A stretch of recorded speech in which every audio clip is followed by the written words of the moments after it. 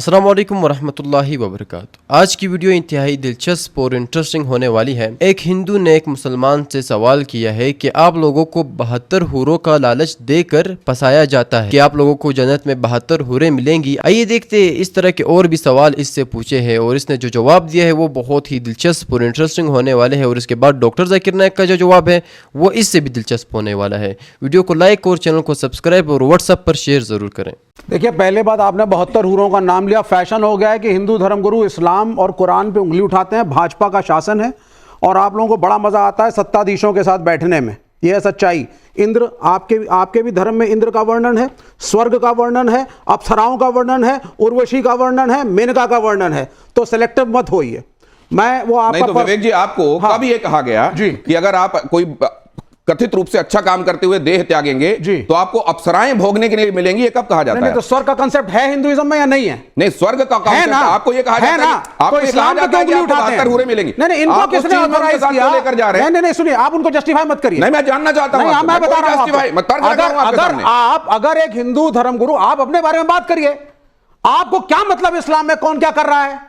इस्लाम की इस बात का जवाब दे रहे थे कि किसकी हिंसा को आप जायज कहेंगे और किसकी हिंसा को नाजायज। सुनिए, आपके इंटरैक्शन में माननीय शंकराचार्य ने कहा था योगी आदित्यनाथ को मैं सन्यासी नहीं मानता क्योंकि एक आदमी दो पदवियों पे नहीं बैठ सकता।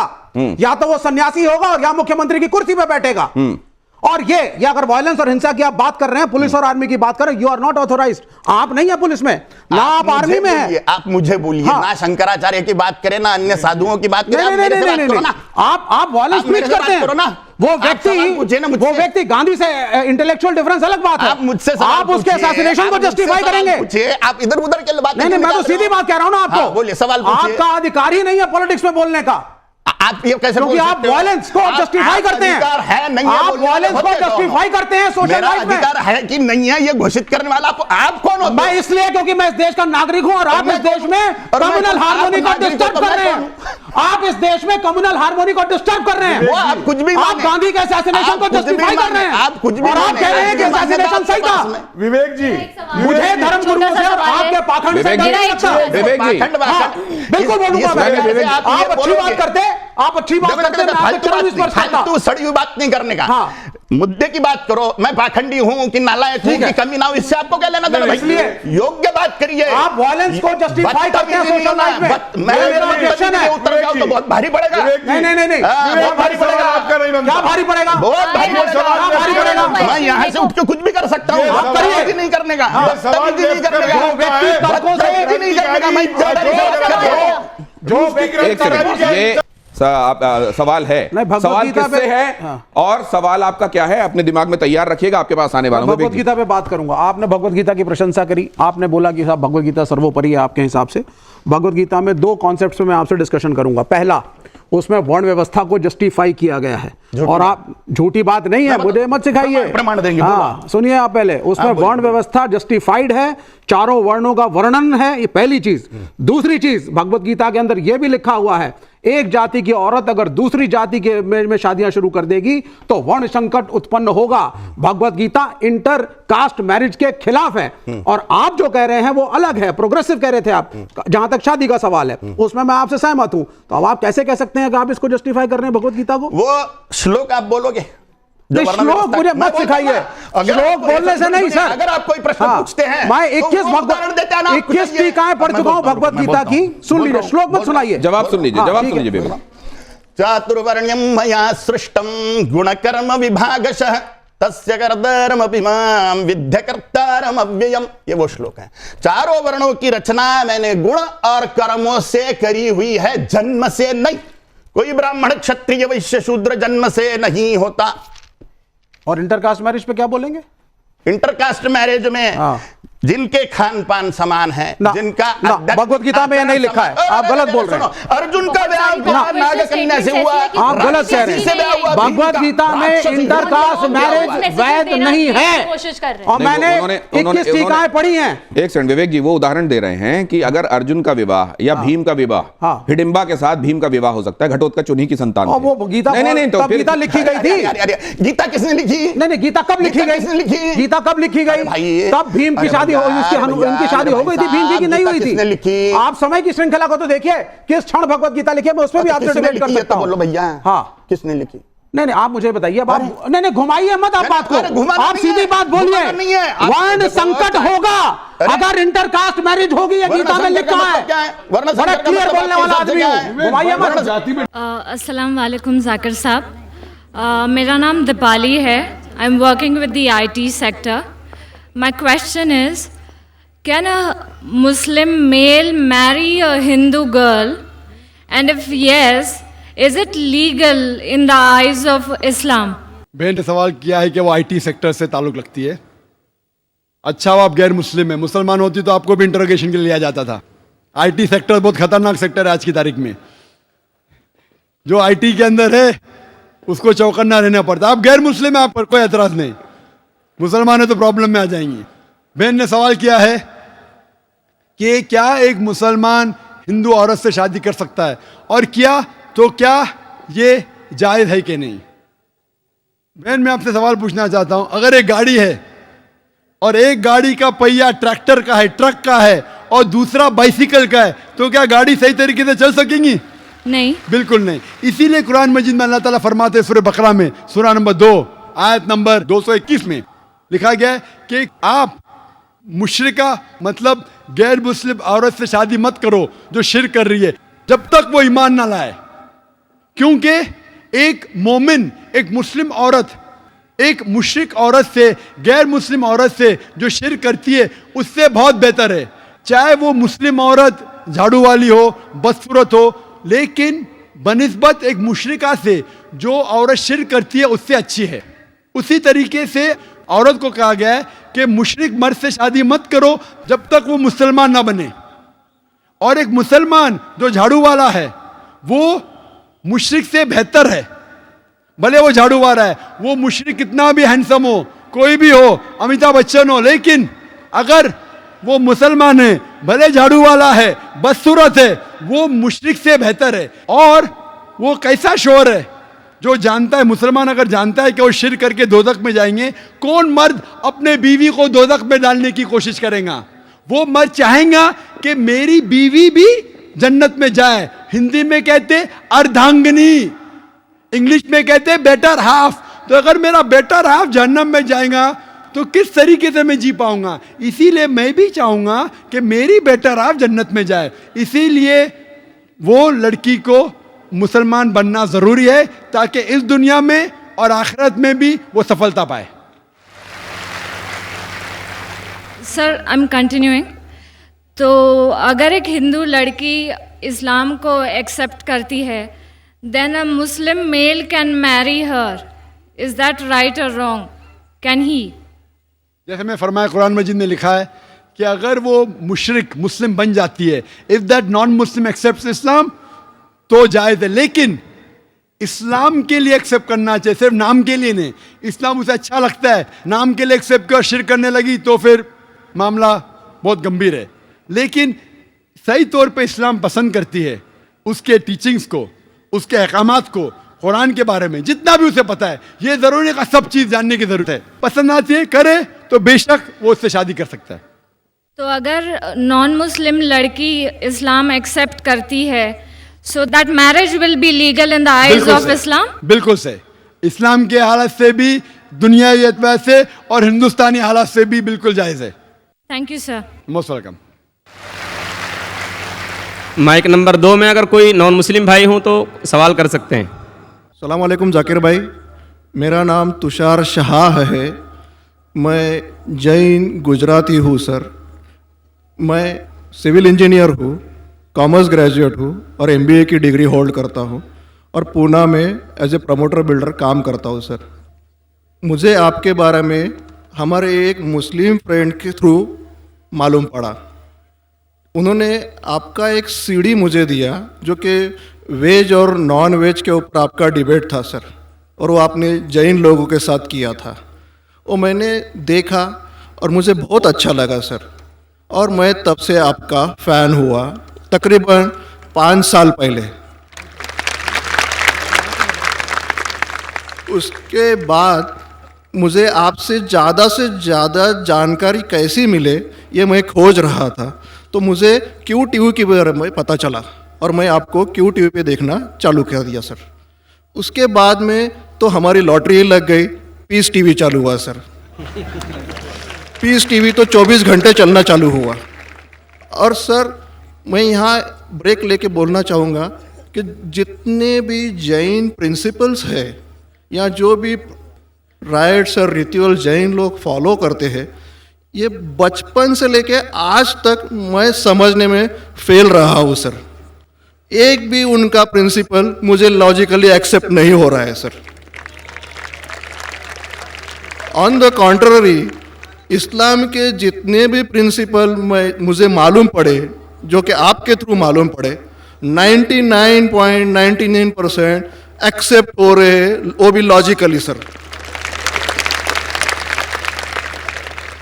तो यहाँ दूसरी बात ऐसी हो रही है कि पीस टीवी के बारे में मैं थोड़ा आपकी परमिशन से बात करना चाहूँगा। मेरी एक रिक्वेस्ट है आपसे, कैन आई टॉक सर?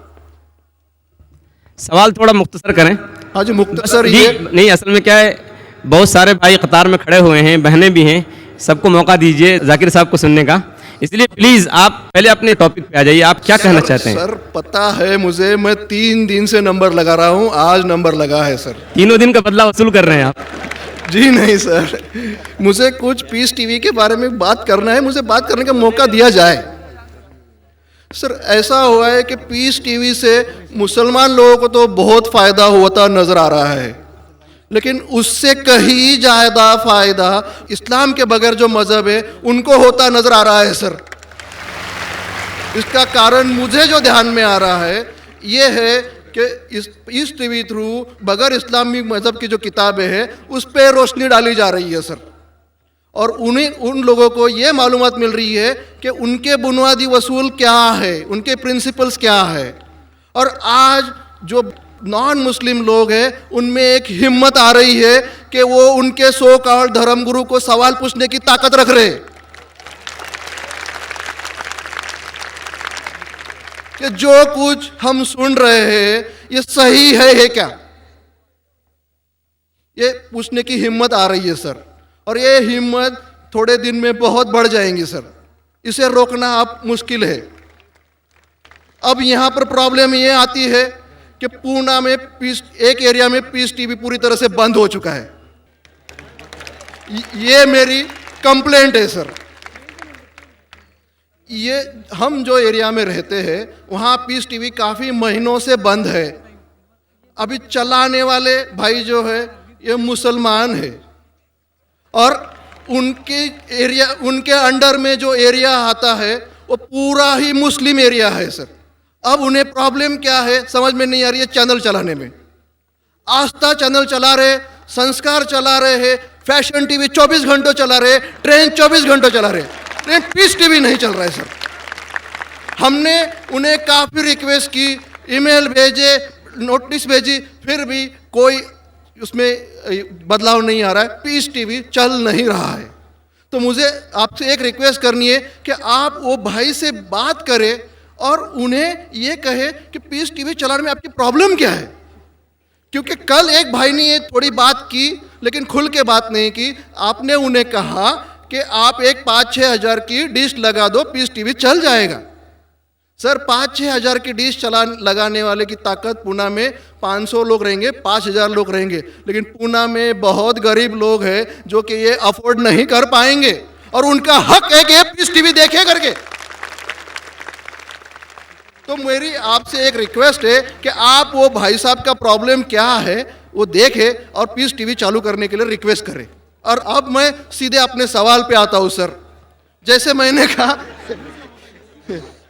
मैंने कहा कि जैन लोगों का एक भी प्रिंसिपल लॉजिकली मेरे समझ के बाहर है और इस्लाम के जितने भी प्रिंसिपल मैंने सुने हैं 99% प्रिंसिपल्स मुझे लॉजिकली एक्सेप्ट है सर।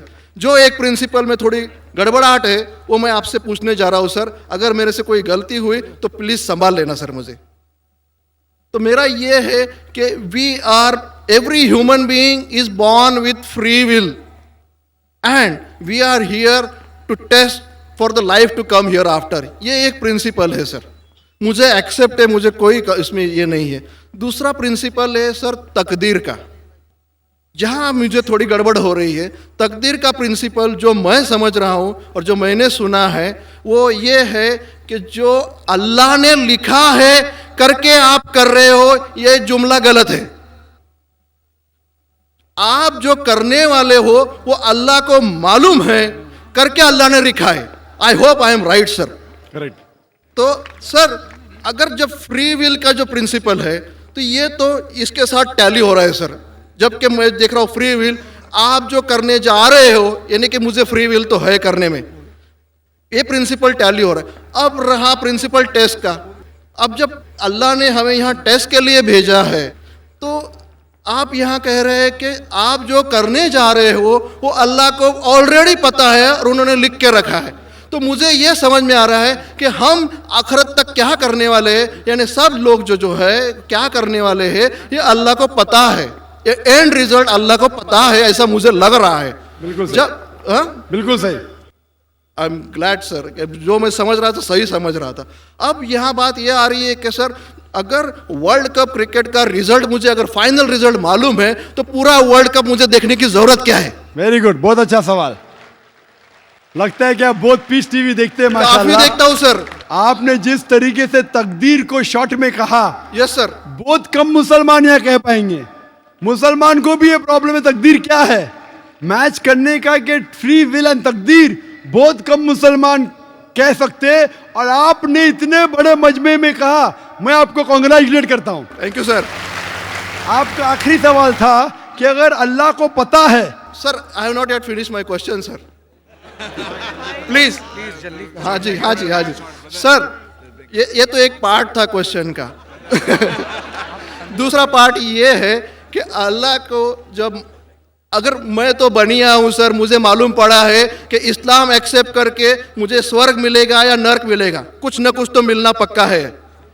अब ये सब खेल में अल्लाह को क्या मिल रहा है ये मैं जानना चाहता हूं सर। बहुत अच्छा सवाल। ये दूसरा सवाल है मेरा। और तीसरा, दोनों सवाल का जवाब दूंगा, तीसरा मत पूछिए सर। शॉर्ट है, शॉर्ट ये, नहीं तो लोग मुझे कहेंगे कि मैं ना इंसाफी नहीं नहीं, इसी कनेक्टेड है सर, इसी से कनेक्टेड है। और सिर्फ आउट ऑफ क्यूरियोसिटी पूछ रहा हूं, आप देना चाहे दे सकते, नहीं देना चाहे नहीं दे सकते। सर हमारा फैसला कैसा होने वाला है ये तो मुझे पता चल गया कि डूज और डोंट्स कुरान में लिखे, फॉलो करो, आपका फैसला हो जाएगा। लेकिन जो जानवर, एनिमल्स जो है, एलिफेंट्स, ये जो भी जानवर है, इनका फैसला अल्लाह कैसे करने वाले हैं ये मुझे जानने की क्यूरियोसिटी है। आप देना चाहे दे सकते हैं। तीनों जवाब दूंगा, मुख्तसर सा दूंगा। आपने बिल्कुल सही किया तकदीर के बारे में। आप पीस टीवी देख रहे हैं, वहां से मालूमात सही मिली। आपके जो 3 सवाल थे, पहला सवाल था अल्लाह जब जानता है ये सब होने वाला है तो ये खिलवाड़ क्यों होता है ना, कठपुतलियां। जब अल्लाह ताला सब जानते हैं तो हम लोग क्यों ये रचा रहे ड्रामा, डायरेक्ट क्यों ना मुझे जन्नत में डालता है, डायरेक्ट क्यों ना दोज़ख में डालता है। बहुत अच्छा सवाल। सबसे पहले ये सवाल कि अगर अल्लाह सुब्हाना व तआला आपको बोलेगा अच्छा ये आदमी अच्छे काम करने वाला है इसको जन्नत में डाला, ये आदमी बुरे काम करने वाला है दोज़ख में डाला, और डायरेक्ट अगर दुनिया में आने के बिना जन्नत में डालेगा, दोज़ख में डालेगा, जन्नत में वाला तो एतराज नहीं करेगा, दोज़ख में डाले वाला कहेगा आप मुझे दोज़ख में क्यों डाल रहे, मैंने क्या गुनाह किया। अल्लाह ताला कुरान में ये लिखा है आखिरत के दिन में आप अल्लाह से ये नहीं कहेंगे क्या वो नाइंसाफी कर रहे, आपके जिस्म आपके खिलाफ गवाही देंगे, आपके फेवर में गवाही देंगे, आपके आंख, आपके हाथ, आपके हर जिस्म के अंग अंग आपके फेवर और खिलाफ में गवाही देंगे, आपके आगे सब कुछ स्पष्ट रहेगा। तो आप अल्लाह से ये नहीं कहेंगे कि आप मुझे दोज़ख में क्यों डाल रहे, आप कहेंगे मुझे और एक मौका दो। अल्लाह कहेगा टेस्ट खत्म हो गया है। अगर डायरेक्ट आपको दोज़ख में डालेंगे तो आप कहेंगे अल्लाह ने, मिसाल के तौर पे अगर टीचर जानता है कि ये स्टूडेंट को फर्स्ट आने वाला है, ये स्टूडेंट फेल होने वाला है, अगर डायरेक्ट बोलेगा नो टेस्ट, आपको पास किया आपको फेल किया, पास करने वाला एतराज नहीं करेगा, फेल करने वाला बोलेगा अरे आपने फेल क्यों किया मुझे, अरे आप तो बुद्धू है आपको, लेकिन फेल क्यों किया, इसलिए टेस्ट लेता है। अल्लाह ताला जानता है लेकिन आप उस पर एतराज नहीं किया आखिरत में, इसलिए टेस्ट ले रहा है। नंबर 2, अल्लाह को फायदा क्या है। अल्लाह को शैतान ने उसको चैलेंज किया था कि मैं तेरे बंदे को भड़काऊंगा, चैप्टर नंबर 7 में लिखा गया है। तो अल्लाह कहता है कि मेरे बंदे को तू भड़का सकेगा ही नहीं, जो मेरे बंदे ने उसको भड़काएगा। इब्लीस कहता है मेरे पनिशमेंट को डिले करो, गिव मी रिस्पाइट, अल्लाह डिले कर लेता है। अल्लाह क्यों कर रहा है? क्योंकि अल्लाह ताला के लिए इंसान सबसे बेहतरीन मखलूक है, बेस्ट क्रिएशन। बाकी creation don't have free will, इंसान को फ्री विल है, तो ये सबसे बेहतरीन क्रिएशन है। उनको खुशी हो रही कि बाकी जो लोग हैं, आपका तीसरा सवाल भी इसमें आता है, जो फरिश्ते उनको चॉइस नहीं, जो अल्लाह कहता है मानना ही पड़ता है। जानवर को फ्री विल नहीं है, जो अल्लाह ताला कहेगा जानवर करेगा, फ्री विल नहीं। इंसान एक ऐसी मखलूक है, ऐसा क्रिएशन है जिसके पास फ्री विल है, इसीलिए उसे खुशी होती है कि मैं फ्री विल देने के बाद ये इंसान मेरी इबादत कर रहा है। Answer number 2। आंसर नंबर 3, ये टेस्ट जानवरों के लिए नहीं है। जानवर के लिए टेस्ट नहीं, सिर्फ इंसान के लिए और जिन के लिए। जानवर अगर किसने भी कोई गलत किया, एक जानवर ने दूसरे जानवर के खिलाफ कुछ सिंग मारी, तो आखिरत के दिन पे उसका बदला लिया जाएगा और उनको खत्म किया जाएगा। इन लोग स्वर्ग और नरक में नहीं जाएंगे। इंसान सबसे बेहतरीन मखलूक है, सबसे अच्छा क्रिएशन है, सिर्फ वो जन्नत या दोज़ख में जाएंगे। और सवाल के पहले जो आपने पूछा था कि वो मुस्लिम ऑपरेटर पीस टीवी नहीं दिखा रहा है, हम क्या करें? आप बिल्कुल सही कह रहे हैं कि मुसलमान से ज्यादा गैर मुसलमान को फायदा हो रहा है, इसलिए वो मुसलमान टेलीविजन नहीं दिखा रहा है। और मैं कहता हूं ना, कुछ लोग नाम के मुसलमान रहते, पैसे के रहते, वो बाकी चैनल शायद उन्हें पैसा देते, हम किसको पैसा देते नहीं। हम ना पैसे से किसी को खरीदते, ना किसी को इस्लाम फैलाते, ना चैनल को पैसा देते। गॉड टीवी जो क्रिश्चियन चैनल है, इंडिया में हर साल 28 करोड़ रुपीस है, 28 करोड़ सिर्फ केबल ऑपरेटर्स को पैसा देती है। 28 करोड़, 28 करोड़, वो बजट भी नहीं, सिर्फ इंडिया में दिखाने के लिए। हम पीस टीवी बोलते हमारा अमन का टीवी, हम आपको 1 रुपया देंगे नहीं, दिखाने का दिखाओ, नहीं दिखाने का मत दिखाओ। तो ये लोग पैसे के पुजारी, अब्दुल्ला ने अब्दुल रुपया है, ये मुसलमान हो ही नहीं सकता, जो भी है, मैं जानता नहीं कौन है। और आपको सजेशन, आप क्या कीजिए, बॉयकॉट करो उनको, बॉयकॉट करो। आप पर्चा निकालो, जो पीस टीवी नहीं दिखाता है हम केबल टीवी नहीं लेंगे। मैं जानता हूं कि बहुत से गैर मुसलमान केबल टीवी पे पीस टीवी दिखाते, जो केबल टीवी ऑपरेटर, मुझे पूना से कहा गया है, बहुत से गैर मुसलमान दिखाते। ये लोग सिर्फ नाम के मुसलमान हैं। इन लोग पीस टीवी देखेंगे तो सही लाइन पे आएंगे, खुद भी देखते नहीं और दूसरे लोग को देखने नहीं देते। मैं क्या कहता हूं, अगर नहीं देखते, आप बिल्डिंग में, एक बिल्डिंग में डिश लगाओ, एक डिश का खर्चा 5000 है, वायर दो, वायर का 100 रुपया और या 200 रुपया और 600 रुपया और 5,500 में 10 लोग देख सकते हैं। एक आदमी कितना देगा? 500 रुपया। आप जो केबल ऑपरेटर को फीस दे रहे ना, 250 रुपया, 300 रुपया, वो भी बंद हो जाएगा। हमारा फ्री चैनल है, 5,000 रुपया खर्चा करो, 1,000 रुपया वायरिंग के लिए, 6,000 में 10-15 लोग देख सकते हैं, 600 रुपया 300 रुपया खर्चा आएगा, सही है ना? और मैं कहता हूं कई लोग ने खुद का केबल शुरू किए, ये मुसलमान नहीं दिखा रहा, उसको छोड़ दो। और वही मुसलमान, आज मेरा मैनेजर कह रहा था, एक केबल ऑपरेटर में जानता नहीं, हमारा टीवी दिखाता नहीं, लेकिन लाइव टेलीकास्ट दिखाना चाहता है। तो मेरे मैनेजर मंसूर भाई ने कहा, अजीब बात है, आप हमारा केबल दिखाते नहीं, बोलते पुलिस परमिशन देती नहीं, कि आज आपको पुलिस परमिशन मिली? चुप हो गया। फिर भी मैंने कहा मैनेजर से दिखाने दो, अल्लाह उसको हिदायत दे। दिखा रहा है कि अब लाइव टेलीकास्ट दिखाने का। लाइव टेलीकास्ट तो और डिफिकल्ट है, पीस टीवी पे सब एडिट होता है, यहाँ कोई गलत चीज कह दिया तो सब लोग को सुनने में आएगा। तो पीस टीवी पे 3-4 बार देखा जाता है, कुछ गलत नहीं, कोई किसी के खिलाफ बात नहीं कर रहा है। लाइव में तो कोई भी बात कर सकता है। फिर भी मैं सिर्फ दुआ कर सकता हूं कि अल्लाह इस मुसलमान को हिदायत दे, और आपसे दरख्वास्त कर सकता हूं कि आप शुरू कीजिए, आपके साथ और लोग आपका साथ देंगे, और इंशाअल्लाह ऐसे लोग का केबल चैनल ही बंद हो जाएगा। फिर सर मैं कोशिश करूंगा सर। और मैं दुआ करता हूं कि आप जैसा कहा कि 5 साल से आप मेरी तकरीर सुन रहे, और आपको लगा कि आप जो कहते हैं कि धर्मों में गलत बातें होती है, और ये मेरा हमेशा कहना है, हर धर्म के ठेकेदार से कहो, ये बात सबूत से पेश करो, चाहे हिंदू धर्म हो, जैन धर्म हो, ईसाई धर्म हो या इस्लाम हो, सबूत पेश करो, कुरान में लिखा है कहने, हदीस में लिखा है कहने। और मैं दुआ करता हूं कि अल्लाह ताला आपको हिदायत दे, आपको सही रास्ता दिखाए, और अमन का मजहब कबूल करने के लिए हिदायत दे। कोशिश करता हूँ। Thank you sir. तो दोस्तों ये रही हमारी आज की वीडियो। उम्मीद है कि आपको पसंद आई हो। इस तरह की दिलचस्प और इंटरेस्टिंग वीडियोस देखने के लिए हमारे चैनल को सब्सक्राइब और इस वीडियो को लाइक और शेयर ज़रूर करें। आपके जहन में कोई भी सवाल हो हमारे चैनल के हवाले से या डॉक्टर जाकिर नायक के हवाले से या किसी टॉपिक पर आपको वीडियो चाहिए, आप कमेंट सेक्शन में बताएं, हम आपको जवाब देंगे और वही कंटेंट आपके लिए अपलोड करते रहेंगे। और दोस्तों शुरू में जो उस हिंदू और मुसलमान का डिबेट था, उम्मीद है कि वो भी आपको पसंद आया होगा और डॉक्टर जाकिर नायक का जो जवाब था वो तो इससे भी दिलचस्प था। उम्मीद है कि वो भी आपको पसंद आया हो। अगर आप इस तरह के और दिलचस्प वीडियोस देखना चाहते हैं तो हमारे चैनल को सब्सक्राइब करें और साथ में वो जो बेल नोटिफिकेशन है उसको ऑन करें ताकि हर वीडियो का नोटिफिकेशन आपके पास आए और आपसे इस तरह के दिलचस्प वीडियोस मिस ना हो।